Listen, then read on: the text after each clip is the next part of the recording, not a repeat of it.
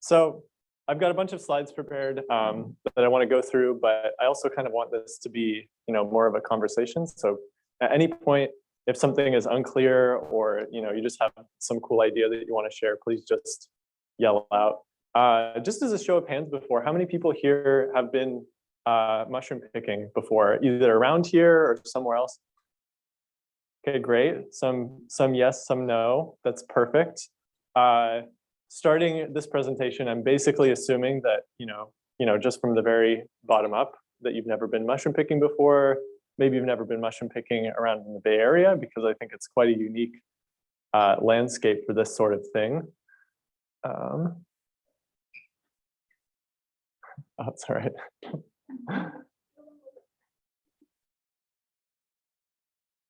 So just to put this in a little bit of context for you, many of us probably have lived in the US for our whole lives, but we also might be a little bit surprised to hear that as soon as you leave the United States, very generally mushroom picking becomes a lot more popular. And it's actually quite unique of our culture, and particularly the culture of Northern Europe, that we are what is considered a mycophobic society, that in general we have a disregard or sometimes even an irrational fear of mushrooms and fungus in general. And so the historical records show that where in most places people have been foraging for mushrooms as a form of sustenance for centuries, in the United Kingdom and some other places in Northern Europe, the mushrooms have traditionally been associated with maybe unpleasant things like poison or toads or witches and evil spirits, even flatulence in some cases.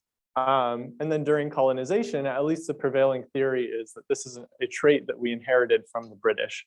And for a very long time, white Anglo-Saxon ideology has kind of dominated the discourse in the United States, which is probably, or at least possibly, why mushroom foraging is not as popular in the United States as it is in other countries.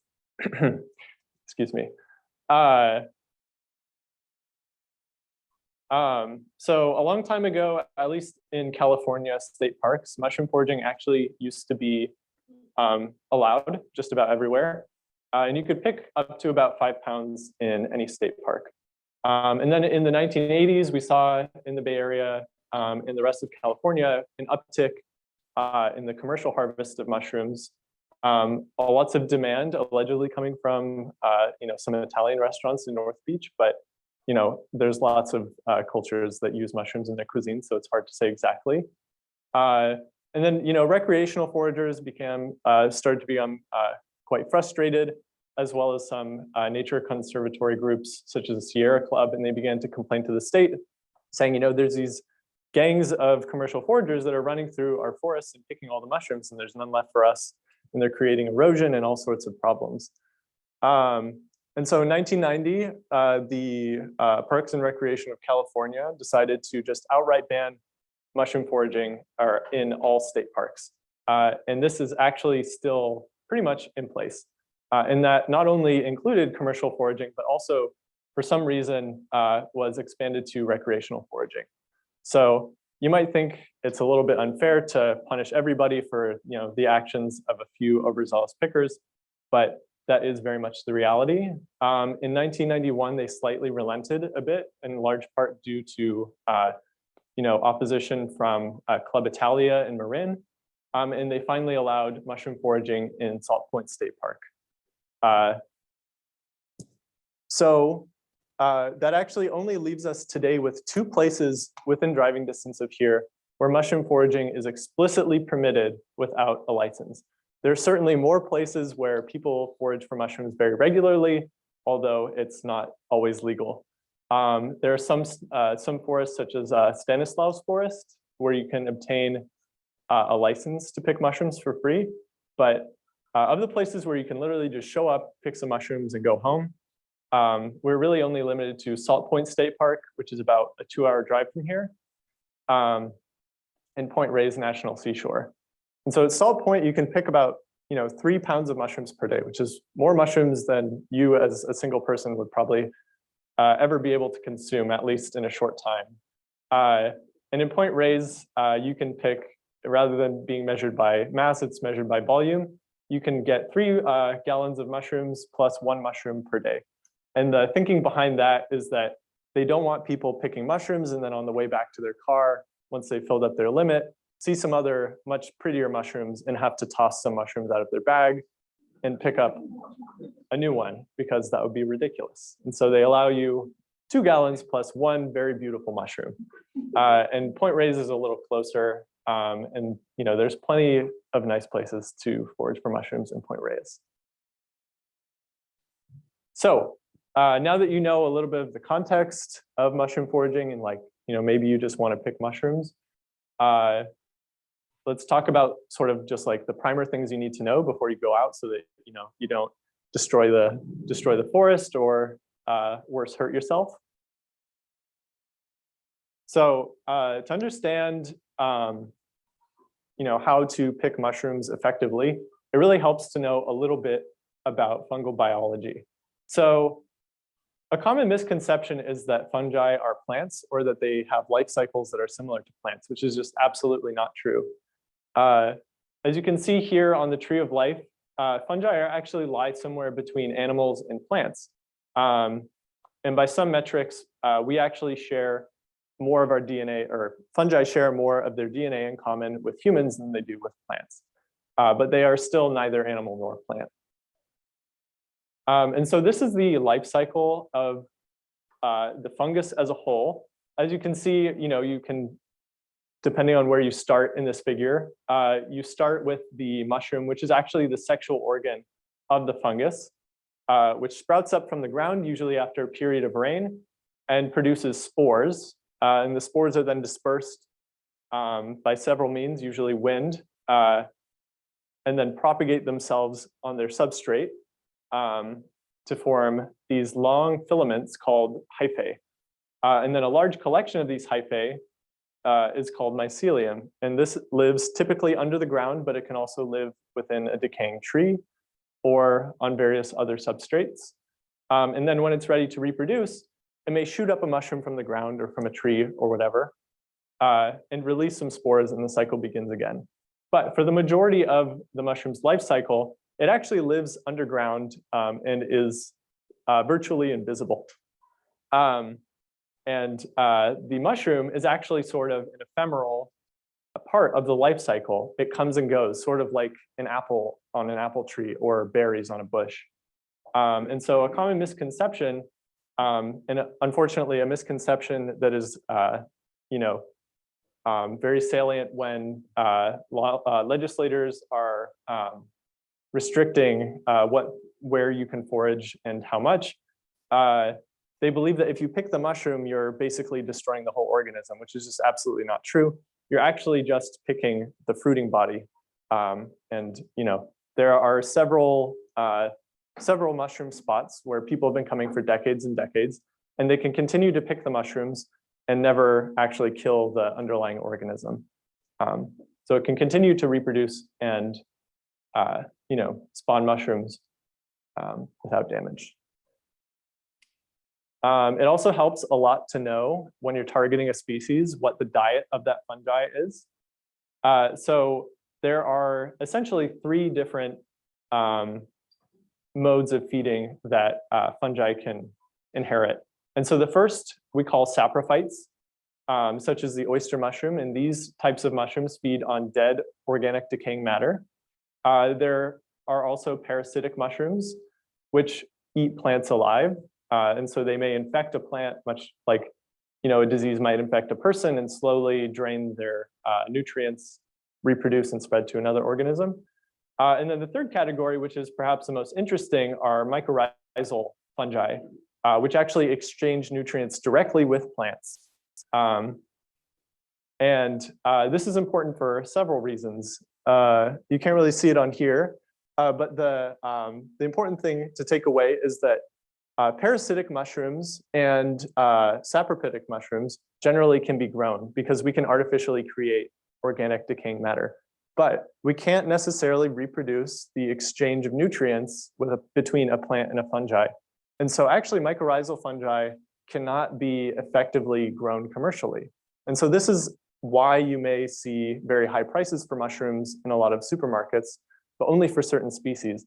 And that's because those species actually can't be grown commercially. You literally have to go out and pick them in the forest. That is the only way to obtain them. So just zooming in on these mycorrhizal fungi for a bit so we can see what this exchange looks like a little bit more.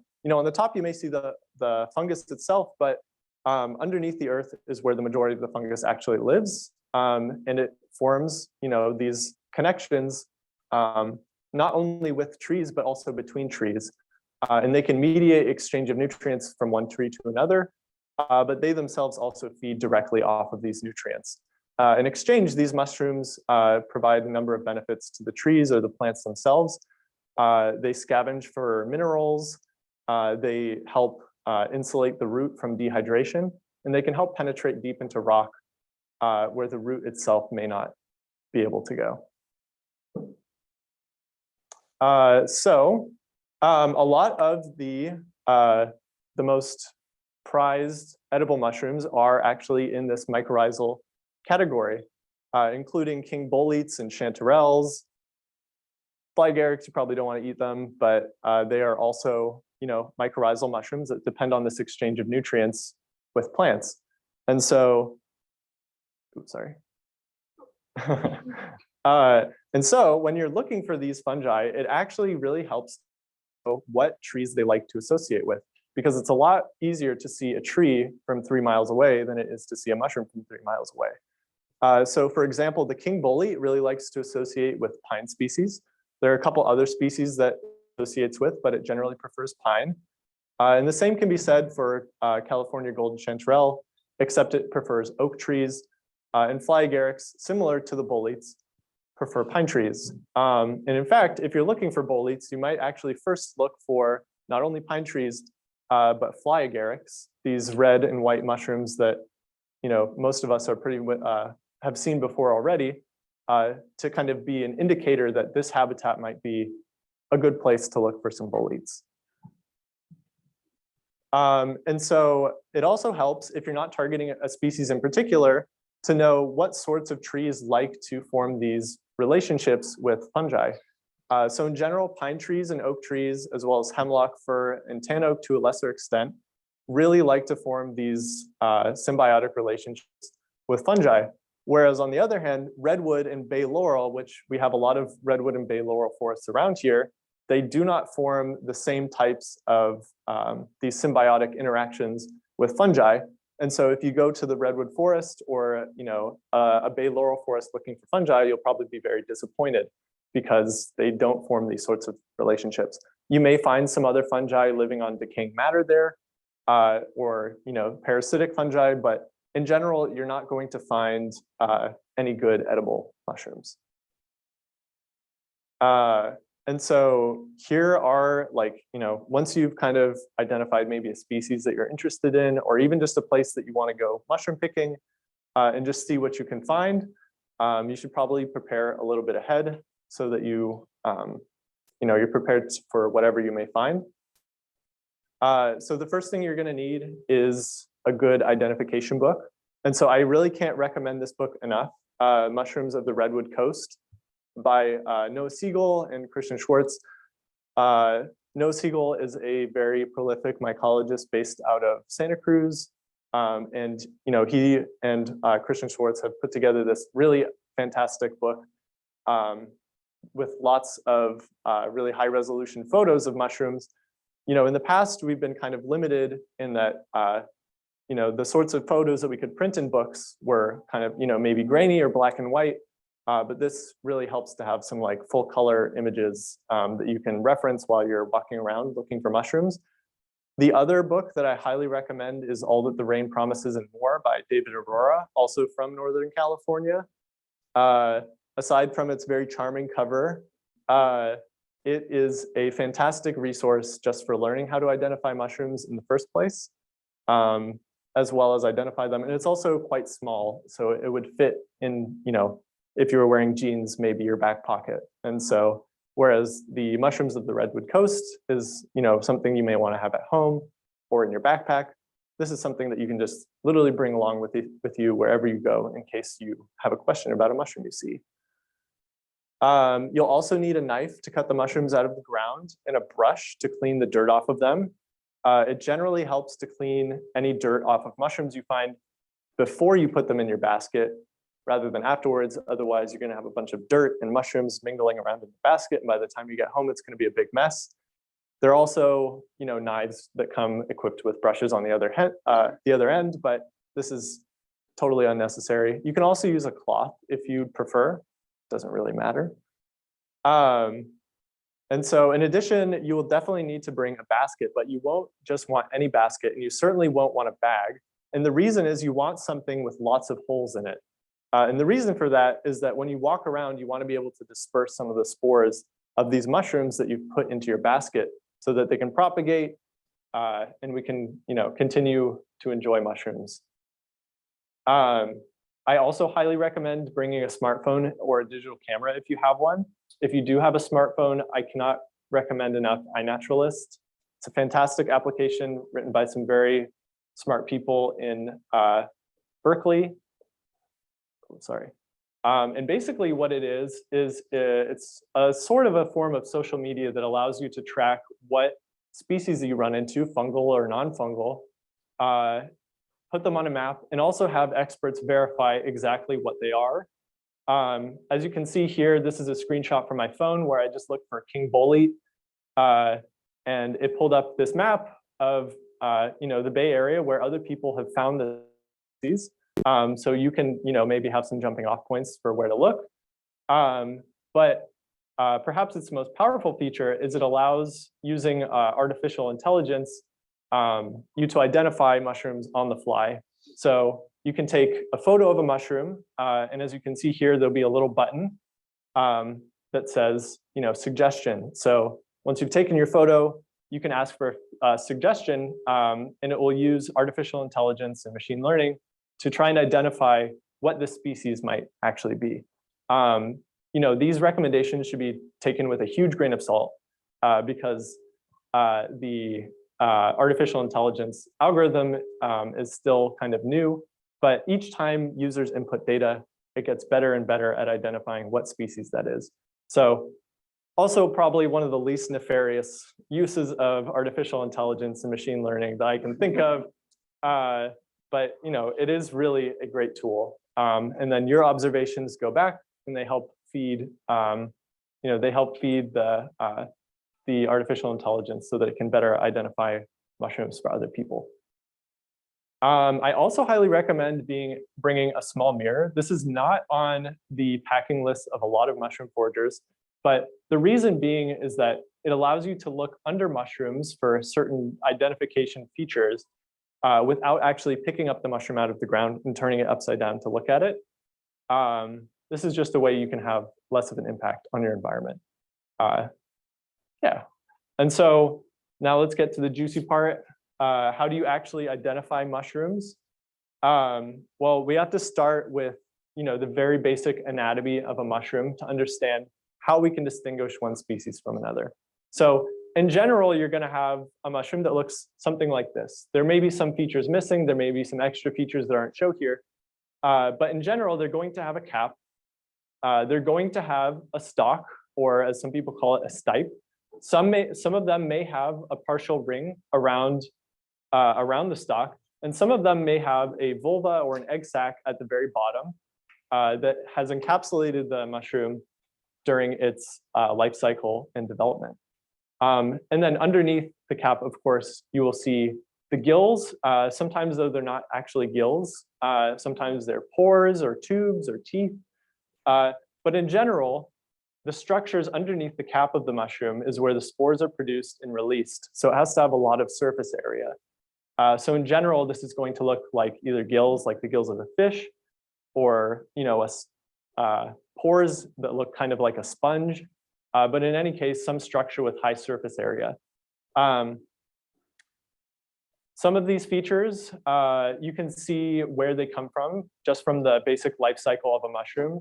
In this case, we're looking at Amanita muscaria, which starts as this sort of little egg. And then as it hatches from the egg, parts of that eggshell are left on the outside of the mushroom, sometimes in the form of warts or scales on the top of the cap. The ring is actually a protective structure that encases the gills until the mushroom is mature and ready to drop its spores, and then drops down. And the vulva is actually, just part of this eggshell on the outside that has encapsulated the mushroom and protected it during its life cycle. Some mushrooms don't have these features on them, but many do. As you can see also here, another feature to look for when you're identifying mushrooms is the color of the spores. And so it can be kind of difficult sometimes to distinguish the color of the spore from the color of the gill when you're looking at the underside of a mushroom cap. And one thing that you can do is actually just pluck that mushroom cap and bring it home and put it face down on a piece of paper and cover it with a jar. And then after you wait about 24 hours or so, you can remove the jar, and you'll see that many of the spores have been deposited on the paper. And that way you can identify what color the spores are, which can be another diagnostic for distinguishing exactly what species you have. And so perhaps the most important and salient feature for identifying mushrooms is actually looking at what the gill structure is on the underside of the cap. So there are three main gill structures that we can see pictured here. There are of course more, but these are the most commonly encountered ones. The first are gills, like you would see on a fish. The other are pores, which are just a series of small circles connected to each other. And then the other one, which is a little bit less common, is teeth that look kind of like a bunch of small icicles dripping down from the underside of the mushroom cap. And so in general, if you are an absolute beginner, you will probably want to steer clear of any mushrooms that have gills. That's not to say that there aren't plenty of delicious edible mushrooms with gills. It just happens that most of the deadly poisonous mushrooms have gills on the bottom. That's not to say that there are not plenty of pored mushrooms or mushrooms with teeth that will be poisonous and make you very sick. You should still be, get 100% confident identification before you eat any mushroom, especially when you're starting out. But it's a lot easier and safer to start off with mushrooms that have pores or teeth on the underside of their cap than it is to start with mushrooms with gills. And so speak of the devil, this is perhaps the most infamous mushroom on Earth, probably responsible actually for the most fatal mushroom poisonings in the entire world. Every couple of years, there's unfortunately one or two that occur in California. This is the death cap mushroom, or Amanita phalloides. It's actually believed to have been imported from Spain on oak trees, which is its preferred symbiont. But as little as half of a mushroom body is enough to kill an adult person. The symptoms don't typically show up until about 24 hours after ingestion, which is very unfortunate because at that point, it's usually too late to do anything about it. It destroys the liver and eventually all of the tissues in your body. Really horrible stuff. But they tend to grow actually in a lot of the same environments as very delicious edible mushrooms, but you should be aware of them and just don't pick them. And of course, when in doubt, throw it out, don't eat it. A couple of distinguishing features we can see here: it has a greenish cap. It has white spores if you were to take a spore print. Sometimes they can be sunburnt and actually appear a little bit more whitish on top rather than green. The ones shown here are actually quite green. They can occur under species of trees that are not just oak. They can appear in a pretty amazing array of environments. And another thing to be mindful of is that this genus that this mushroom belongs to, a couple of very closely related mushrooms that share some of the same features, an egg sac, a veil. This genus contains most of the deadly mushrooms that we know about. So steer clear of anything that looks remotely like this mushroom, especially if you're a beginner. The other mushroom to steer clear of is the deadly Galerina, otherwise known as Galerina autumnalis. So one of the first things that people realize when they start picking mushrooms is you can find mushrooms that are good for things other than just eating. And so one of the preferred target species of a lot of mushroom hunters is psychedelic mushrooms, which are little brown mushrooms that actually look quite similar to these and can co-inhabit the same areas. They grow on rotting and decaying wood. They produce the same toxins as the mushroom we just showed, the death cap. They produce amatoxin and absolutely kill you. So, you know, you might think after leaving here, wow, I'm so confident I can go pick some magic mushrooms. You know, maybe don't do that. Actually, I highly recommend you don't do that unless you're absolutely confident and you have somebody to identify them who is knowledgeable. So on to the fun part. Okay, so I've got 2 mushroom species here that I thought we could go through, you know, which are absolutely delicious and are just great for beginners for a number of reasons.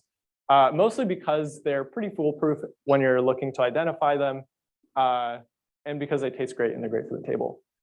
So here we actually have 2 very closely related species, which you can distinguish, which can actually sometimes be indistinguishable from one another. Both are totally edible, both totally delicious. And many people refer to these as hedgehog mushrooms because on the underside of the cap, they have teeth rather than gills, as we saw in some of the previous slides. They all tend to have this sort of, you know, beige color to their caps, usually a whitish stalk. The belly button hedgehogs you can kind of distinguish from the, you know, the true hedgehogs, the Heidenheimer mostly by the presence of this conspicuous little belly button in the top of the cap, just this little divot. But also in general, they tend to have longer, narrower stalks. You know, and while the Heidenheimer tends to prefer pine trees, the belly button hedgehog tends to prefer tan oak, but you can actually find both of them in association with both trees. They both have white spore prints. This is a, you know, oh, sorry. This is a close-up of what the teeth look like on the underside of the mushroom. There's usually little bits of dirt and stuff. The one downside to this mushroom is that it can be kind of a lot of effort to clean the dirt out of all of these little teeth. But you know, it's kind of a fun thing to do sometimes when you come home from the forest. You have a bunch of mushrooms, you just sit down at your table and you brush the dirt. Sorry, can you go back 2 slides? So yeah, just at this point, I wanted to like take a poll of the audience, ask, you know, people, yes, you, questions, tell them to me. For these, no. Actually, there is not. I mean, what somebody thinks, you know, you could think that any 2 things look alike, depending on, you know, how good at distinguishing things you are, you know. But in general, this mushroom does not have any poisonous lookalikes. You know, if you see it has this beigeish color, they're usually quite small. Usually the cap is around the size of a quarter, maybe a little bit bigger. And they have these teeth on the underside. This is really the most important distinguishing feature, as well as a sort of apricot fruity smell. When you pick up a couple of them, just cup them in your hands for a little bit, let them sit, and then smell your hands. It should smell a little bit fruity. And fortunately, that's also conveyed in the flavor of them. So, you know, very delicious mushroom, perfect for beginners. Yeah, are there any other features of this that like people maybe have questions about? Oh, sorry. Oh, it's okay. I don't have a question about this particular mushroom, but are there any mushrooms that are like poisonous by the touch? Yeah, it's a great question. There's actually only a single species, and fortunately, it only grows in Japan. But in general, you have to ingest any mushroom for it to affect you. Yeah. I also have a question that's not really specific slide, but so you mentioned there's only sort of 2 places where you're really allowed to forage in the Bay Area, and so in my brain there's just like seems like the competition would be very fierce. It is. These places, and okay. Yeah. Unfortunately, it is, and so yeah, there's a number of problems with just having a few sanctioned places where mushroom foraging is allowed. You know, the people, when they created these policies, they probably had the best of intentions in mind, thinking that, if we just limit it to a few places, there'll be less environmental damage because people won't be doing it everywhere. That's absolutely not the case. People pick mushrooms everywhere. They will continue to do it everywhere. The problem is when you focus it on only a few locations, you actually just kind of concentrate the damage. There are a number of other kind of like more sociological impacts that this so-called tragedy of no commons has. A big one is that historically, there have been a lot of immigrant communities along the north coast of California that have been very, what we think of as mycophilic. They love picking mushrooms. They love eating wild mushrooms.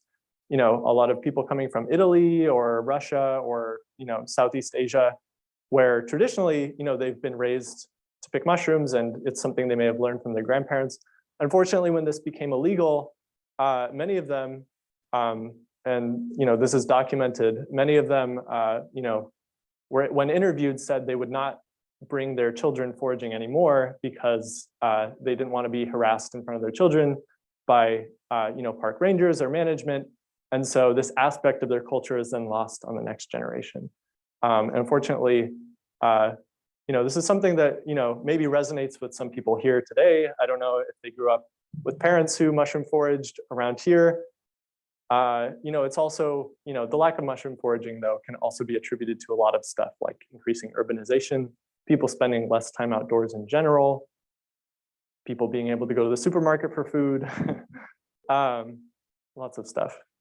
Sorry to go down a little tangent rabbit hole, but yeah. Are there any counties in Northern California that are good, Mendocino, Sonoma? Oh, yeah. Yeah, Mendocino is fantastic. I would say Salt Point is actually quite close to Mendocino. Well, it's about halfway between here and Mendocino, I guess. It's actually quite an expansive park. And even though there is fierce competition, you can always find your own patches of mushrooms there. Like I said, there are also some state parks that do allow mushroom foraging. If you get a free permit, it's free. And you literally just have to go basically, maybe fill out a form online, go to the registration desk at the entrance to the park, and they'll give you a little piece of paper that says you can pick mushrooms. But at least personally, I don't like to do that. I like to just be able to go to the forest and pick mushrooms. That's also kind of an outlier of cases, I would say. Most places just outright do not allow mushrooms to be picked at all, unfortunately. Earlier you mentioned the Fungal mushroom. Oh, yeah. Is there something notable about that why we wanted to bring it up, or is it just a good example? I just thought it was a good example. I was thinking about putting that as like an example species that's good for beginners on here, and in many respects it is. The problem is that there are many species that, even though they may not necessarily be poisonous, might give you an upset stomach that look quite similar. I highly recommend starting on some species like the hedgehog mushroom, or sorry, can we roll the slide to the last one, or this black trumpet mushroom, just to get you started thinking about mushrooms and learning to identify them and maybe running into other mushrooms on your way, looking for other things. King porcini, King bolete, porcini, whatever you want to call it, I would say is probably like my favorite species. But yeah, I probably wouldn't recommend it for absolute beginners, even though, I could probably do that and no one would die. But I would still feel, that little gnawing at me when I went to bed that maybe somebody would eat like a swillis or something. Yeah, so the other mushroom I highly recommend for beginners is this black trumpet mushroom. Some people give it the name the trumpet of death, which is just so wildly inappropriate for like what a delicious and fantastic mushroom this is. Its Latin name is Craterellus calicornucopioides. And so actually it's the California sort of variety of cornucopioides in the same genus. The Cali, of course, means California, and cornucopioides is because it looks sort of like a cornucopia. And that is a key distinguishing feature of this mushroom, is it has this sort of conical shape to it. If you can see sort of within the top of that, it forms this little cup. that is a very, key distinguishing feature of this mushroom. The other thing you will notice is that on the underside of the mushroom, it doesn't appear to have any gills at all. And if you were to zoom in, it may actually appear like there's lots of little pores, but to the naked eye, it just kind of looks like this sort of matte white texture on the underside of the mushroom. It has sort of like cream colored spores, which is like maybe why it looks a little bit, lighter on the underside. And they typically prefer tan oak, but you can also find them in association with some other trees. Highly recommend, very delicious. And like the hedgehog mushroom, pretty much foolproof for identification purposes, for beginners at least. The only thing I can think of you may be mistaking this with is like a rotting mushroom. But if you smell, a fresh black trumpet, it actually has sort of the same fruity smell that the hedgehog mushroom might have as well. And that is a key distinguishing factor from maybe a rotting mushroom, which would smell like rotting mushrooms. It'd be really gross. Yes. Asking as an absolute beginner of these mushrooms or others, do you have like kind of recommended or favorite like preparation methods or favorite dishes you use them? And Owen, can you Oh, yeah. repeat the question when you answered, just for the folks online? Oh yeah, absolutely. He asked, do I have a preferred preparation method for mushrooms? So there's a lot of people like different things. Personally, I think that the flavors of a mushroom are very delicate and they're very easy to drown out. So I like to cook them with something that doesn't have a lot of flavor. You can even just fry them up and eat them by themselves, and I think they're fantastic as like a little appetizer. If you really wanted to and you had a lot of mushrooms, you could cook them up with some pasta. If you are going to cook them up with pasta, I highly recommend you don't use a red sauce, just because the flavor of the tomatoes will overpower the flavor of the mushroom. White sauce or bechamel, fantastic with mushrooms. But like I said, you can even just fry them up in a little olive oil and eat them over rice, barbecue them, eat them by themselves. That is my preferred method of eating them. Yeah. You can also dry them. I highly recommend drying mushrooms. A lot of people might see drying as a sort of preservation technique that's not ideal. And while it's certainly a way to make your mushrooms more shelf stable and easier way to store them, it can actually bring out some of the flavors in some cases. And so drying is not always a bad thing. Drying can sometimes be your friend. For example, shiitake mushrooms that you can find at the store, you don't need to go to the forest, taste, I don't know, 100 times better if you just actually dehydrate them and then rehydrate them. And this has to do with some of the proteins breaking down during the drying process. Yes. Do you have a recommended drying process? If you have a food dehydrator, then that's probably the best and easiest way. I don't have a food dehydrator. I can't tell you how many times I've dried mushrooms in my oven and been like, next time, I swear I'm buying a food dehydrator. And then I don't do it. But usually what you can also do is, if it's a nice hot day, which mushroom season in the Bay Area tends to be starting at the first rains of like October, November, stretching into the last rains of the spring. It's probably not going to be a very hot day. You can also turn on your oven to the lowest setting, cut them very thin, and just monitor them as they dry. Yeah. Yes. You characterize the U.S. as a microphobic country. Wondering if there are, you mentioned a couple of microphilic countries, but have you traveled to any, as you characterize the microphilic countries, and what were kind of aspects of how mushrooms are ingrained in culture and tradition? Yeah. So after I graduated from college, I received a fellowship to study mushroom foraging in 7 different, what I would characterize as microphilic countries in the world across Europe and Asia. I would say that the biggest notable difference is that the infrastructure tends to be a lot bigger surrounding commercial mushroom picking, even as well as recreational mushroom picking. Something, for instance, in Poland is that every township has a sort of mushroom identification center where anyone can literally just come, and there's somebody who's paid by the government to sit around and identify mushrooms. And they can provide recommendations that can tell them, whether this mushroom is poisonous or not.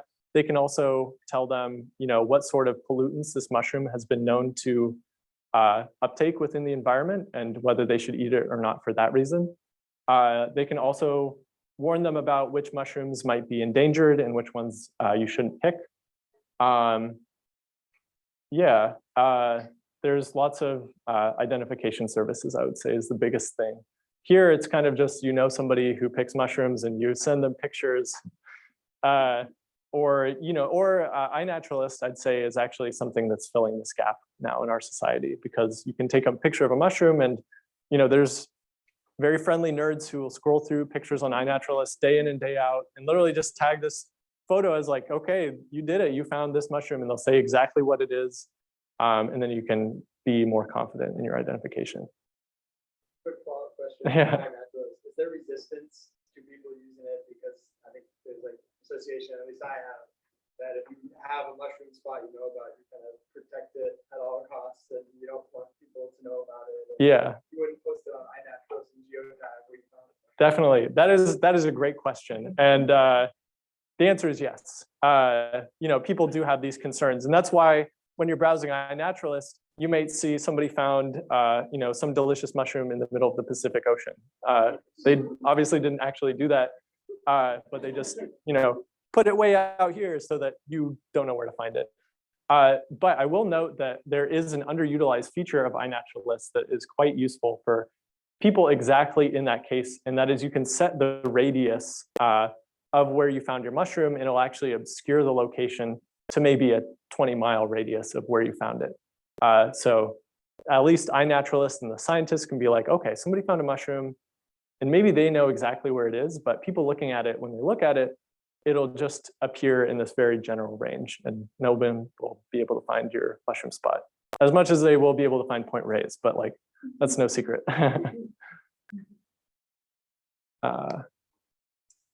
Oh yeah.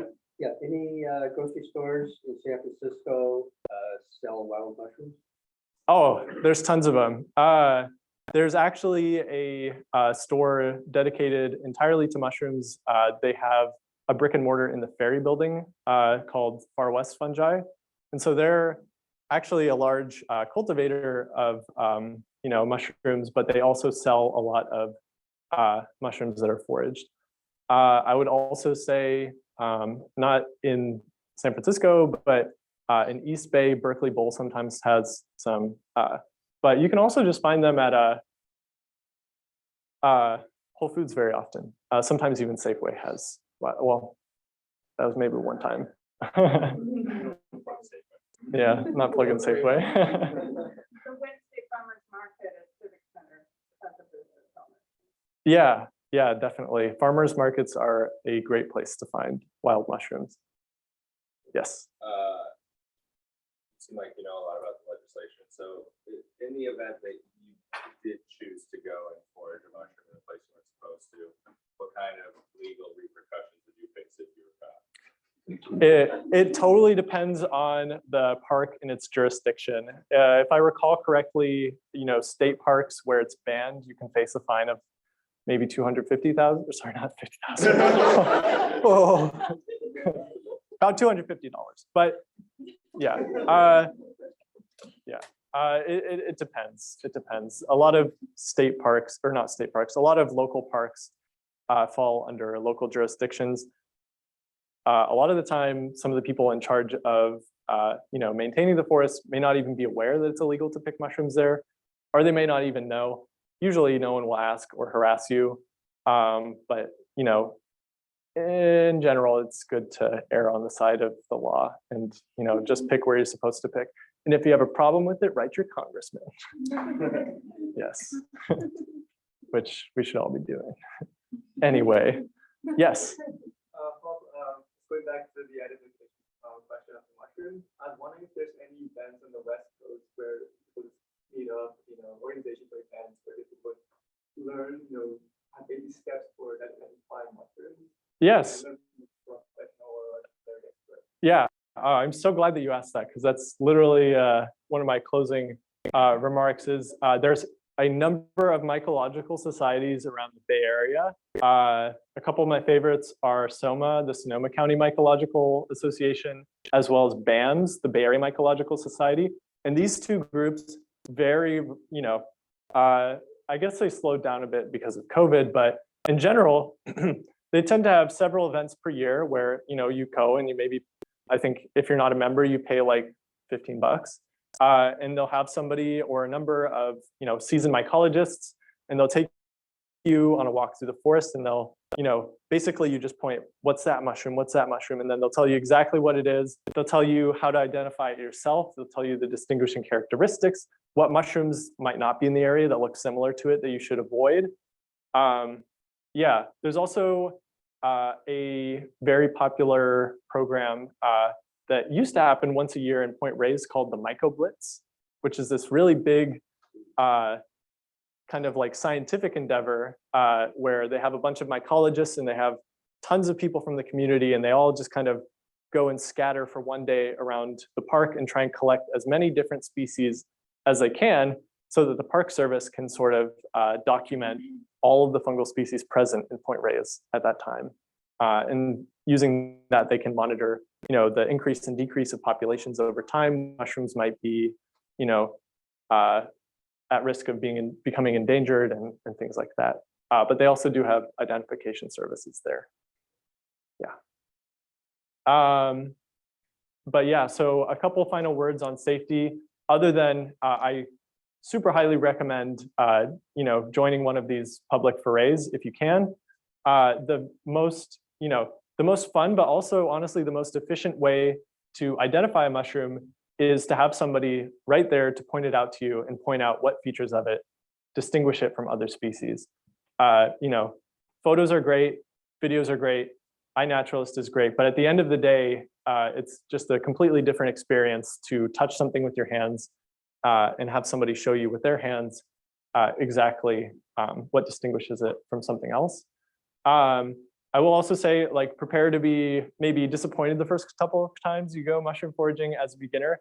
Even if you've been foraging for many years, you will definitely, you should expect to go out into the field and not come home with anything every once in a while. Maybe you find some really great spots eventually, but the first couple of times, don't necessarily expect to come home with anything good. And there's this old expression that people love, pick many before you eat any. And while I generally agree with the principle, I think actually maybe we should start saying find many before you eat any, because if you have a mushroom and you're really just unclear about what it is, camera phones have come a really long way, and you might actually just want to take a picture of it rather than destroying its habitat in the environment to some extent. But there are some cases where you might be really sure, but and in those cases, I would recommend, picking the mushroom and getting it physically identified by somebody if you can. Yeah, or taking it home for a spore print.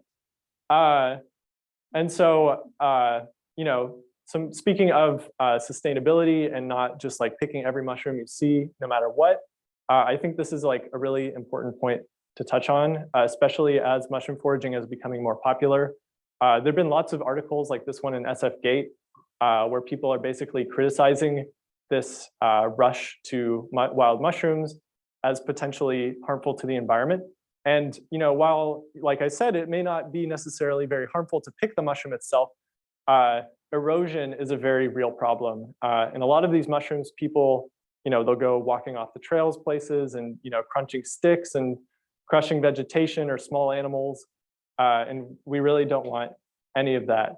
So please be respectful when you go. Don't trample stuff. Don't, try not to cause erosion.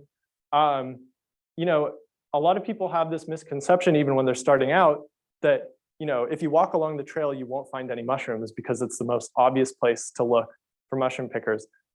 The thing is, everyone has that idea, and what ends up happening is people miss the mushrooms that are right in front of them.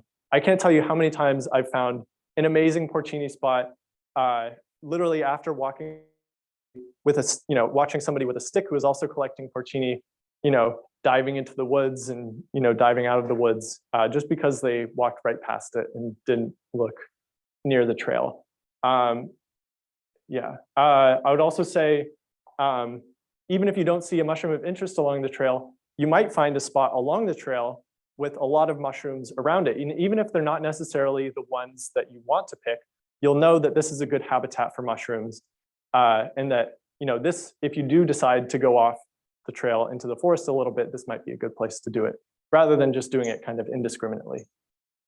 But yeah, yes. I have 2 questions. One, why are you supposed to go after it rains? And 2, is that related to like how fast a mushroom can grow and how fast can a mushroom grow? Yeah, that's a great question. So the number of days it takes for a mushroom to develop after the rain really varies a lot, but you're right. After rain is the perfect time to go picking mushrooms. Mushrooms require a lot of moisture. If you've ever tried growing mushrooms at home, you'll know that you need to spritz them with water very frequently. They're kind of like, fleshy material that their body is made out of just desiccates super quickly. And so they need a lot of moisture to shoot up this mushroom within a few days. So I'd say like the slowest development time of any choice edible species that I know is maybe 10 days for, at the very most for a porcini. Sometimes, a porcini can spring up in as little as 24 hours. There are certainly some like woodier mushrooms, like shelf fungus that you might find growing on a tree. And those can live up to, they can live for decades. And a lot of the ones that you see may actually be, several years old, if not a decade or two. But yeah, their life cycles are, as a mushroom at least, this life cycle is very short usually, maybe just a few days. It is best to go either, I would say, the second day after it rains or the day after it rains if you can. And then not only that, but you shouldn't necessarily always just go after the very first rain of the season, because sometimes the moisture doesn't penetrate deep enough into the soil. Sometimes it helps to wait until the second rain of the season or the hardiest rain, so that the water can get down and penetrate the soil and tell the mycelium that it's time to push up some mushrooms. And we have time for one more question. Yes. Yeah, I apologize, I came a little late. Did you talk about any of our plants? Identify not die medicinals, like I did not. It's a good question. We don't necessarily, I would say, have something that's, sorry, his question for the people on Zoom was, did I talk about any sort of medicinal mushrooms? And so like turkey tail or reishi that may grow around here. And so while we don't necessarily have a very close relative of reishi, which is the official one, I guess, that has been used in China as a medicinal mushroom for hundreds of years, is Ganoderma lucidum. There are some Ganoderma species around here, but as far as the literature goes, and as far as like Chinese traditional medicine goes, people don't necessarily know much about the medicinal properties of these. Turkey tails you can find around here, and those can be, those are also a decent beginner mushroom if you're looking for a medicinal mushroom. I will say that the effects have not been, the medicinal effects of turkey tail or most medicinal mushrooms, I'd say for that matter, have not been proven by double-blind clinical studies in any sense of the word. There, some maybe, exploratory studies that exist that, indicate that some of them might have beneficial medical uses, but most people really just don't know. Yeah. Owen Janson, everyone, round of applause. Thank you. Thank you.